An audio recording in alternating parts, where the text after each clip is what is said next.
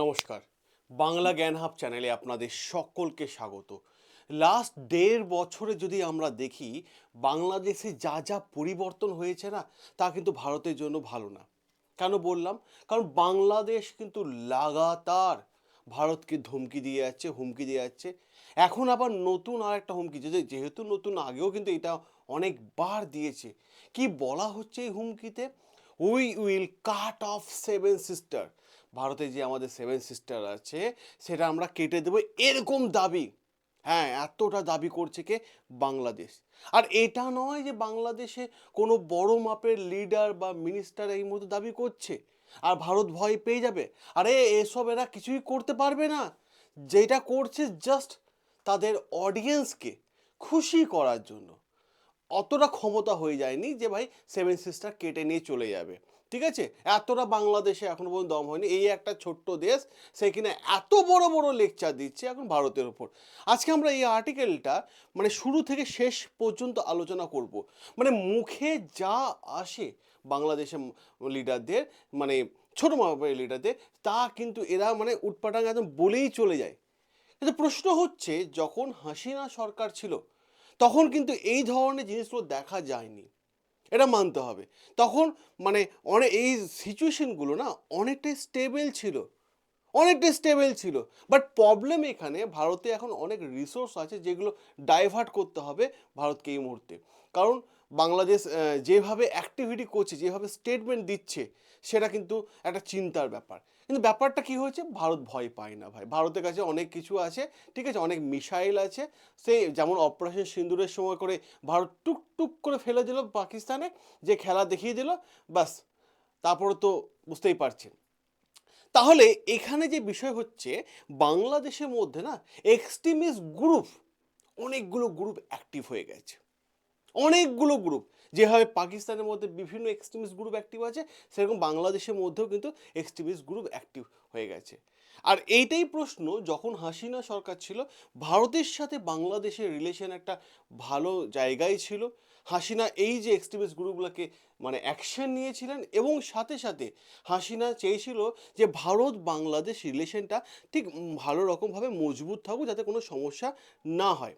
আপনারা জানেন যে ভারতের অনেকটা এলাকা বাংলাদেশের সাথে বর্ডার শেয়ার করছে। আর প্রবলেমটা এখানেই ওরা ক্রিয়েট করার চেষ্টা করছে। পুরো আর্টিকেলটা শুরু থেকে শেষ পর্যন্ত দেখুন। সবার প্রথমে আমি আপনাদেরকে আর্টিকেলটার সাথে পরিচয় করিয়ে দিই। আচ্ছা, আর্টিকেলটা কি এসেছে? আর্টিকেলটা দেখেছে, ঠিক না? দেখুন এখানে, Bangladesh leader threaten to shelter Indian separatist force, ওই দেখুন, will cut off seven sisters. এই লাইনটা, এই লাইনটা একবার দেখুন। আর এই দাবিটা আজকে করছে তা নয়, 1990 সাল থেকে বাংলাদেশ কিন্তু দাবি করে আসছে। আচ্ছা, কি এমন ঘটনা হয়েছে? কে এই মানুষটা যে স্পিচ দিচ্ছে? দেখুন, বাংলাদেশে শেখ হাসিনা সরকার চলে যাওয়ার পর, যেটা আমি বললাম, অনেকগুলো এক্সট্রিমিস্ট গ্রুপ তৈরি হয়েছে এবং নতুন একটা পলিটিক্যাল পার্টি তৈরি হয়েছে, যার নাম হচ্ছে ন্যাশনাল সিটিজেন পার্টি, যাকে বাংলাদেশে বলা হয়ে থাকে এনসিপি।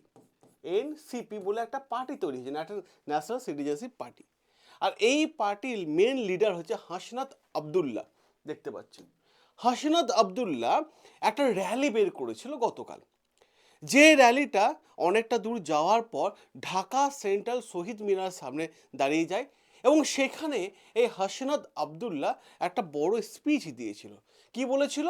যে ভারতের মধ্যে আমরা অ্যান্টি ভারত আমরা লোক পাঠিয়ে দেব, মানে বেশ কিছু এক্সট্রিমিস্ট গ্রুপ পাঠিয়ে দেব, এবং সাথে সাথে বলছে will cut off seven sister, seven sisters কেটে দেবো, এরকম ধরনের নোংরা কথাবার্তা বলছে। আসুন এর হিস্টোরিক্যাল ব্যাকগ্রাউন্ড, কি কি ফ্যাক্ট আছে আমরা সেগুলো আগে দেখে নিই। দেখুন, সেটা যাবার আগে আমি আরেকবার এই মানে পুরো ওনার স্পিচটা একবার দেখে নিন। Bangladesh NCP leader Hasnat Abdullah one that Dhaka could send the anti-India force and threaten seven sub the seven sisters, ঠিক আছে, referring to India Northern state. এই হচ্ছে ওনার বক্তব্য। এবার ম্যাপটা একবার দেখুন, ম্যাপ, এই ম্যাপটা দেখতে পাচ্ছেন আপনারা, ঠিক আছে? হ্যাঁ, তো এই যে যদি আপনারা দেখেন, এইটা হচ্ছে সেভেন সিস্টার এলাকা, এটা আমাদের এলাকা। কি কি আছে? মিজোরাম, ত্রিপুরা, মণিপুর, মেঘালয়, আসাম, নাগাল্যান্ড এবং অরুণাচল প্রদেশ। ঠিক আছে, দেখতে পাচ্ছি এই এলাকাটা না বেশ কয়েকটা দেশের সাথে, মানে সেভেন সিস্টার বেশ কয়েকটা দেশের সাথে বর্ডার শেয়ার করে। যদি আমরা দেখি অরুণাচল প্রদেশ শেয়ার করছে কার সাথে, চীনের সাথে বর্ডার শেয়ার করছে। আমরা যদি অপর দিক থেকে দেখি নাগাল্যান্ড এবং মণিপুর এবং মিজোরাম কার সাথে বর্ডার শেয়ার করছে, বর্ডার শেয়ার করছে মায়ানমারের সাথে। এবং ত্রিপুরা, মেঘালয় এবং আসাম এরা কার সাথে বর্ডার শেয়ার করছে, এরা করছে বাংলাদেশের সাথে। এই একটা ছোট্ট একটা দেশ, তাহার আবার লাফানি দেখুন একবার। এরা মানে এই আমাদের রাজ্যগুলো বর্ডার শেয়ার করছে। আর এই যে আমাদের এলাকা, ঠিক আছে, এটা আমাদের ভারতের এলাকা শিলিগুড়ি করিডর। এই শিলিগুড়ি করিডরে 10 থেকে 20 কিলোমিটারের মধ্যে আছি আমরা, এবং এইখানে ভারত সরকার একটা করিডর বানিয়ে দিয়েছে। ঠিক আছে, আর এই জায়গাটা ওদের বক্তব্য যে এই জায়গাটা কেটে আমরা বাংলাদেশটাকে সেভেন সিস্টার থেকে ভারত থেকে নিয়ে নেবো। ওরে স্বপ্ন দেখ রে বাবা, স্বপ্ন দেখা ভালো, সত্যি খুব ভালো, কিন্তু বাস্তবে হাত দিতে এসো না। এই দেশটার নাম হচ্ছে ভারত। মনে করে দেখো অপারেশন সিঁদুরের সময় কি অবস্থা করেছিল, শুধু একটা মিসাইল ব্রাহ্মোস, ঠিক আছে না, ব্রাহ্মোস মিসাইল কি অবস্থা করে দিয়েছিল পাকিস্তানে। তারপরে তো S-400 আছে, ফিফথ জেনারেশন, পুতিন এসে ডিল করে গেছে ফিফথ জেনারেশনে S-500। ভাই এতটা বাড়াবাড়ি করো না, আমি এইটুকুই বলবো। এবার প্রশ্ন হচ্ছে, ঠিক আছে, যে এখানে বেশ কয়েকটা জিনিস দেখা যাচ্ছে যে স্ট্র্যাটেজিক্যালি এই স্টেটমেন্টটা কেন ইম্পর্টেন্ট। কারণ এর আগেও বাংলাদেশের মানুষরা তারা গ্রেটার বাংলাদেশ বানানোর জন্য তাদের দেশে ম্যাপ পরিবর্তন করে এই এলাকাগুলো তাদের এলাকার মধ্যে দেখিয়েছে। এটা একবার নয়, একাধিকবার করেছে।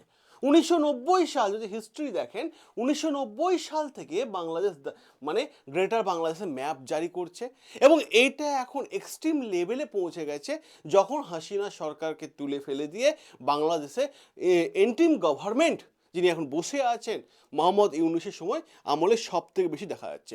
আর এই সেই মোহাম্মদ ইউনূস, এতগুলো এক্সট্রিমিস্ট সংগঠন তৈরি হয়েছে বাংলাদেশের মধ্যে, তারপর কোনো অ্যাকশন নেয় না।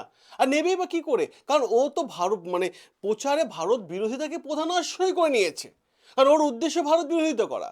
কখনো চীনের কাছে গিয়ে অভিযোগ জানাচ্ছে, কখনো মানে পাকিস্তানে গিয়ে জানাচ্ছে, কখনো ইউনাইটেড নেশনে গিয়ে করছে। এই ধরনের কাজগুলো তারা করেই যাচ্ছে। এবার প্রশ্ন হচ্ছে এখানে একটা গুরুত্বপূর্ণ জায়গা, কি গুরুত্বপূর্ণ জায়গা, আমরা যদি 1990 থেকে 2000 সাল পর্যন্ত দেখি, তো এই যে জায়গাগুলো দেখতে পাবো ত্রিপুরা, মেঘালয়, আসাম, এই জায়গাগুলোতে এই আসামের এলাকার ওপর নানান রকম অ্যাক্টিভিটির কাজ কিন্তু বাংলাদেশ পরিচালনা করতো।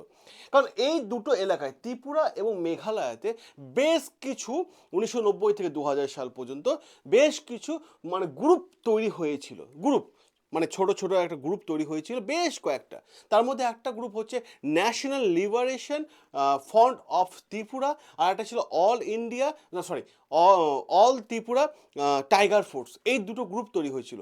এদিকে সমস্ত বিষয় সাপ্লাই কে করতো, বাংলাদেশ। এরা আসামের ওপর নানা রকম অ্যাক্টিভিটি করতো, এবং অ্যাক্টিভিটি করার পর পালিয়ে যেত কোথায়, বাংলাদেশে গিয়ে শেল্টার নিত, আশ্রয় নিত। আর এদেরকে সমস্ত কিছু লজিস্টিক সমস্ত কিছু প্রোভাইড কে করতো, বাংলাদেশ। এবং বাংলাদেশে দুটো গ্রুপ করতো, ঠিক আছে, সেই দুটো গ্রুপের নাম কি ছিল, একটা হচ্ছে হাকাত উল ইসলাম, আর একটা হলো জামাত উল মুজাহিদ্দিন। এই দুটো অর্গানাইজেশন কিন্তু এই গ্রুপগুলোকে পরিচালনা করতো। আবার সেই জিনিসটাকে ফিরিয়ে আনার চেষ্টা করছে কে, এই বাংলাদেশের গজিয়ে ওঠা ছোট ছোট মানে পলিটিক্যাল পার্টি, কারণ এরা কিন্তু এই ইস্যুগুলোকে হাতিয়ার করছে। এবার কেন এই মুহূর্তে হাতিয়ার করছে, তার পেছনে কিন্তু একটা বড় কারণ আছে। কারণটা যদি আমরা দেখি, 2026 হচ্ছে বাংলাদেশে ইলেকশন, এবং ইলেকশনের আগে বেশ কয়েকটা পার্টি তৈরি হয়েছে, এবং তারা এই মুহূর্তে যেটা করছে যে এই ধরনের স্পিচ দেব আমরা, এই ধরনের স্পিচ দিয়ে লোককে ইন্সপায়ার করব, অডিয়েন্স খুশি হয়ে যাবে, হাততালি আসবে, এই জন্য ভোটে তারা জয়লাভ করবে। আর এইটাকে হাতিয়ার করেই তারা কিন্তু ভোটের প্রচারে নেমেছে। আচ্ছা, এই যে সংগঠনগুলো ছিল এগুলো, ঠিক আছে, ছোট ছোট এক্সট্রিমিস্ট গ্রুপগুলো ছিল, এগুলো ইমপ্রুভ কিভাবে করা হলো, ইমপ্রুভ হয়েছে 2009 সালে।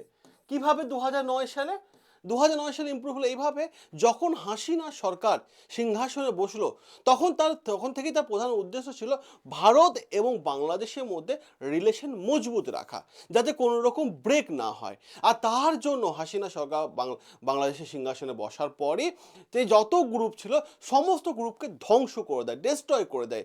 বড় বড় যত জঙ্গিরা ছিল সবাইকে অ্যারেস্ট করে, এবং অ্যারেস্ট করে কিছু জঙ্গি সংগঠনকে আবার ভারতের কাছে হ্যান্ড ওভারও করে দিয়েছিল হাসিনা সরকার, কারণ সে চাইতো ভারত বাংলাদেশের মধ্যে রিলেশন বজায় থাকুক। কিন্তু ইউনূস সরকারের সময়, যেই হাসিনা সরকার চলে গেল, ইউনূস সরকারের সময় কিন্তু আবার এই এক্সট্রিমিস্ট গ্রুপগুলো কিন্তু অ্যাক্টিভ হয়ে গেছে, যারা নানান ধরনের ভারত বিরোধিতাকে নানান ধরনের কথাবার্তা বলছে। এবং সাথে সাথে যদি আমরা দেখি যে ভোটের প্রচারে কিন্তু এই স্টেটমেন্টগুলোকে কিন্তু তারা হাতিয়ার করে নিয়েছে, সবগুলোই কিন্তু হাতিয়ার করে নিয়েছে। আর এই এক্সট্রিমিস্ট গ্রুপ আরও জেগে উঠেছে। কিন্তু প্রশ্ন একটাই, মোহাম্মদ ইউনূস সরকার চাইছেটা কি? এইটাই হচ্ছে সব থেকে বড় প্রশ্ন, যে মোহাম্মদ ইউনূস সরকারের আমলে এই ধরনের অ্যাক্টিভিটিগুলো হচ্ছে কেন? কেন হচ্ছে? কারণ একটাই, সেই মোহাম্মদ ইউনূস হয়তো এদিকে প্রশ্রয় দিচ্ছে, এবং সাথে সাথে বাংলাদেশের 2026 ইলেকশন, সম্ভবত ফেব্রুয়ারি মার্চ এরকম কিছু শোনা যাচ্ছিল, ঠিক আছে, সেই ইলেকশনে প্রচারের জন্য, অডিয়েন্সকে খুশি করার জন্য এই ধরনের নোংরামো স্টেটমেন্ট কিন্তু বাংলাদেশ একটার পর একটা দিয়ে যাচ্ছে। এবার আপনাদের মনের, আমি একটা কোশ্চেন করছি আপনাদেরকে, আপনারা কমেন্টে রিপ্লাই করবেন, আপনারা সকলে কমেন্টে রিপ্লাই করবেন। সেটা হচ্ছে যে মোহাম্মদ ইউনূস সরকার এটা হতে দিচ্ছে কেন, আর মোহাম্মদ ইউনূস সরকার অ্যাকচুয়ালি চাইছেটা কি, সেটা আপনারা আপনাদের নিজস্ব মতামত অতি অবশ্যই কমেন্ট বক্সে জানাবেন। আসুন, আমি আমার একটা নাম্বার দিচ্ছি, এই হোয়াটসঅ্যাপ নাম্বারটা সবাই সেভ করে নিন, আমার হোয়াটসঅ্যাপ নাম্বার। কল করবেন না, কারণ দিনে 1-2 হাজার ফোন আসে, রিসিভ করা হয় না। এই হোয়াটসঅ্যাপ নাম্বার, যদি আপনার মনে হয় আপনি আর্থিকভাবে পিছিয়ে আছেন, বা আপনার যদি মনে হয় যে হ্যাঁ, মানে ফিনান্সিয়াল কন্ডিশন আপনার খুব খারাপ, সামনে বছর বাবার রিটায়ারমেন্ট, বোনের বিয়ে দিতে হবে, ছেলে মেয়েদের ভালো স্কুলে পড়াতে হবে, ব্যবসা ভালো চলছে না, তাহলে বলবো চিন্তা করবেন না, হাতের শিক্ষা এআই শিখুন, আর্টিফিশিয়াল ইন্টেলিজেন্স শিখুন।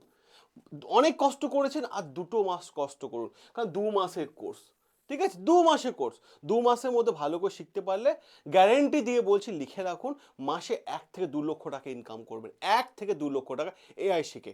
এআই সম্পূর্ণ বাড়ি থেকে বসে অনলাইনের মাধ্যমে ক্লাস করবেন, এবং সাথে সাথে যে বিষয়টা গুরুত্বপূর্ণ সেটা হচ্ছে মানে বাংলা ভাষায় শিখবেন, প্র্যাকটিক্যালও বাংলায় ভাষা শিখবেন।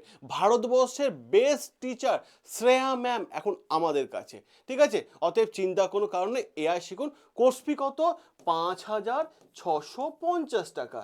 এবার আপনাদের মাথার মধ্যে প্রশ্ন হবে, অন্যান্য জায়গায় তো 1.5 লাখ 2 লাখ, আমাদের কাছে সাকসেস রেশিও সব থেকে বেশি, আমাদের স্টুডেন্ট গোটা ভারতবর্ষ জুড়ে কাজ করছে। তো আমাদের কাছে অ্যাডমিশনও প্রচুর, যারা আপনারা স্বপ্ন পূরণ করতে চাইছেন, আমি গার্জিয়ানদেরকে বলবো, ছেলে মেয়েদের সুখে থাকার জন্য অনেক কিছু দিয়েছেন, ল্যাপটপ, ফোন, যখন যা টাকা পয়সা চেয়েছে, পিকনিকে যাবো, এই দেবো, দিয়েছেন। এবার একটা এই হোয়াটসঅ্যাপ নাম্বারে যোগাযোগ করে না, একটা ভবিষ্যৎ তাকে উপহার দিন। ভবিষ্যৎ অনেক তো করেছেন, এবার একটা ভবিষ্যৎ উপহার দিন, ঠিক আছে। তো এই হোয়াটসঅ্যাপ নাম্বারে হাই এআই লিখে পাঠান, উইদিন এ সেকেন্ড আমাদের টিমের তরফ থেকে গ্রুপ জয়েন লিঙ্ক চলে যাবে, সেখানে গ্রুপ জয়েন হয়ে যান, এবং সেখানে আমি অডিও দিয়ে দেবো, এআই নিয়ে আপনার মনের মধ্যে কোনো প্রশ্ন থাকবে না। সকলে ভালো থাকবেন, সুস্থ থাকবেন, সাবস্ক্রাইব করুন বাংলা জ্ঞান হাব, যেখানে প্রত্যেকটা আর্টিকেল তুলে এনে আমরা কিন্তু আলোচনা করে থাকি। দেখা হবে আপনাদের সাথে নতুন আরও একটা আর্টিকেল নিয়ে।